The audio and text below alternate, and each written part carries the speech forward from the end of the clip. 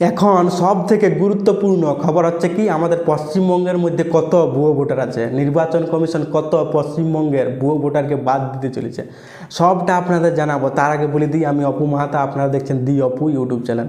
Recently বিহারে election চলছে, আপনারা দেখছেন কি বিহারে 40 লাখের মতন ভুয়ো ভোটারকে বাদ দেওয়া হয়েছে। জাস্ট আপনারা ভাবুন, বিহারে 40 লাখেরও বেশি ভুয়ো ভোটারকে বাদ দেওয়া হয়েছে। যে বিহার কিনা বাংলাদেশ বর্ডারের সঙ্গে মিলাও নাই কি বিহার আমাদের পশ্চিমবঙ্গ বর্ডারের সঙ্গে মিলে আছে, সেই বিহারে 40 লাখ ভুয়ো ভোটারকে বাদ দেওয়া হয়েছে। তাহলে এখন প্রশ্ন হচ্ছে যে আমাদের পশ্চিমবঙ্গে কত ভুয়ো ভোটার রইতে পারছে, যে পশ্চিমবঙ্গের অর্ধেকটা বলা চলে বাংলাদেশের সঙ্গে মিশিয়ে আছে। সেইটা এখন প্রশ্ন হচ্ছে কত পশ্চিমবঙ্গে ভুয়ো ভোটার বাদ হতে পারে। কেউ বলছে যে 1 কোটি ভুয়ো ভোটার বাদ হতে পারে, কেউ বলছে 80 লাখ, কেউ বলছে 90 লাখ, কেউ বলছে 60 লাখ, কেউ বলছে 2 কোটি ভুয়ো ভোটার বাদ যেতে পারে পশ্চিমবঙ্গে। কারণ বাংলাদেশি অনুপ্রবেশকারী পশ্চিমবঙ্গের মধ্যে অনেক আছে।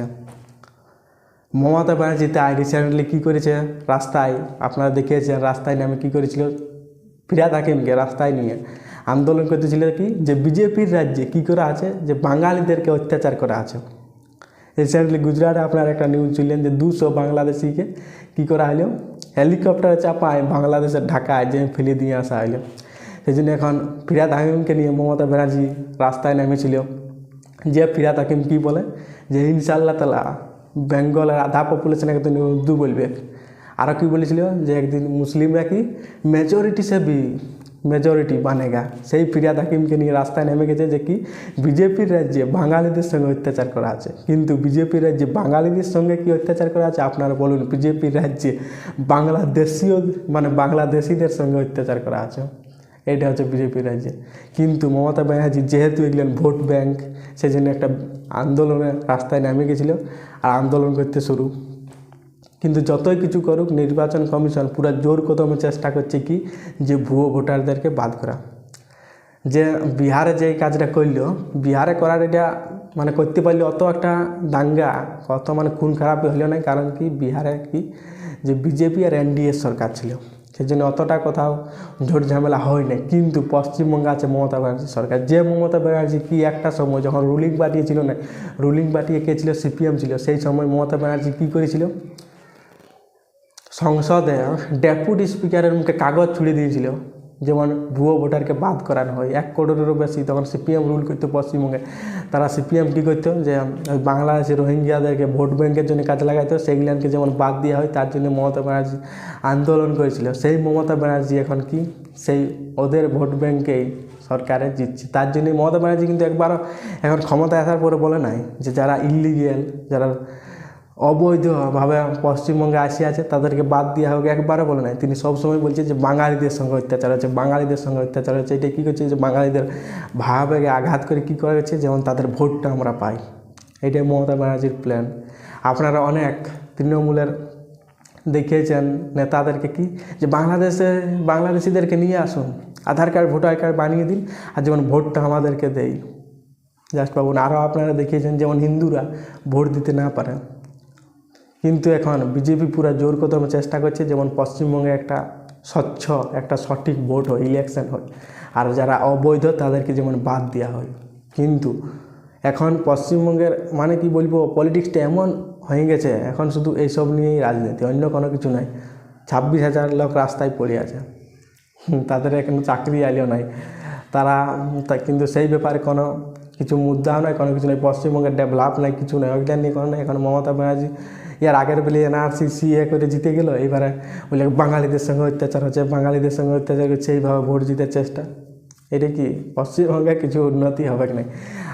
নির্বাচন কমিশন কিন্তু কী করেছিল 2003 সালেও ভোটার তালিকায় সংশোধন করেছিল, কিন্তু তখন অত সোশ্যাল মিডিয়া ছিল না, এই ছিল না, অত ঝোট ঝামেলা ছিল না। নির্বাচন কমিশন 2003 সালে করেছিল, কারণ নির্বাচন কমিশনকে সংবিধান অধিকার দেয় ভোটার তালিকা সংশোধন করা।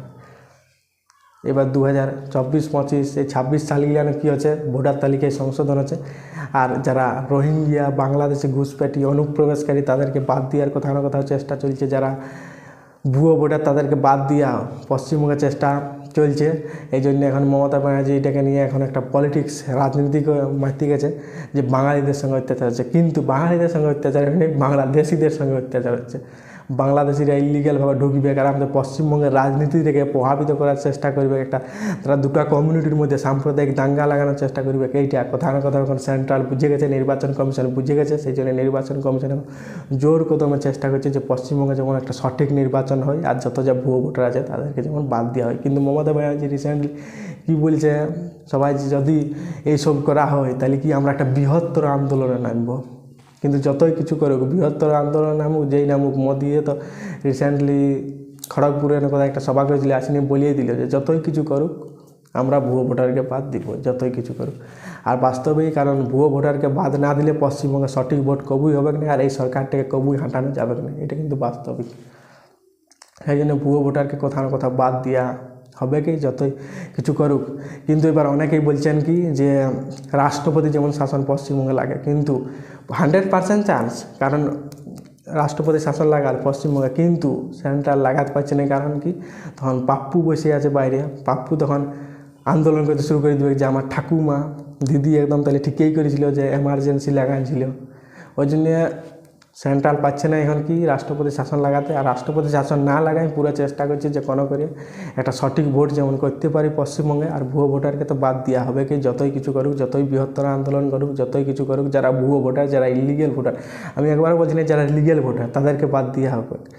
যারা ইলিগেল ভোটার, যারা অবৈধভাবে পশ্চিমবঙ্গে আছে, পশ্চিমবঙ্গের রাজনীতিটাকে প্রভাবিত করছে, দুটো সমুদায়ের মধ্যে একটা সাম্প্রদায়িক দাঙ্গা লাগানোর চেষ্টা করছে, সেই ইলিগেল ভোটারগুলোকে কোথাও কোথাও বাদ দেওয়া হবে কি। আবার ভুতুড়ে ভোটারও পশ্চিমবঙ্গে অনেক বেশি আছে, যারা মৃত হয়ে গেছে, মরে গেছে, সেই ভোটারগুলো কোথা থেকে আবার ভোট দেয় পশ্চিমবঙ্গে, জাস্ট ভাবো, সেই তাদেরকেও বাদ দেওয়া হবে। পশ্চিমবঙ্গে একটা সঠিক ইলেকশন ভোট করানো হবে।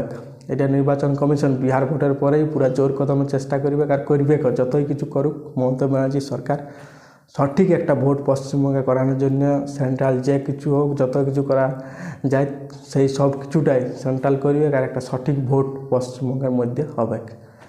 বাকি দেখা যাবে বিহারের ভোটের পরে কি হচ্ছে, মমতা ব্যানার্জি বৃহত্তর আন্দোলনে নামছে না কি হচ্ছে। কিন্তু নির্বাচন কমিশনের সংবিধানে অধিকার আছে, তারা ভোটার তালিকায় সংশোধন করতে পারে। 2003 সালেও ভোটার তালিকায় সংশোধন ছিল, এবার 2026 সালে আমাদের পশ্চিমবঙ্গে ইলেকশন হওয়ার আগেও ভোটার তালিকায় সংশোধন হবে। এটা নির্বাচন কমিশনকে অধিকার দেয়। আর যারা ভুয়ো ভোটার তারা বাদ যাবে কি, যতই কিছু করে লোক। বাকি দেখা যাক, 1 কোটি ভুয়ো ভোটার বাদ হয় পশ্চিমবঙ্গে।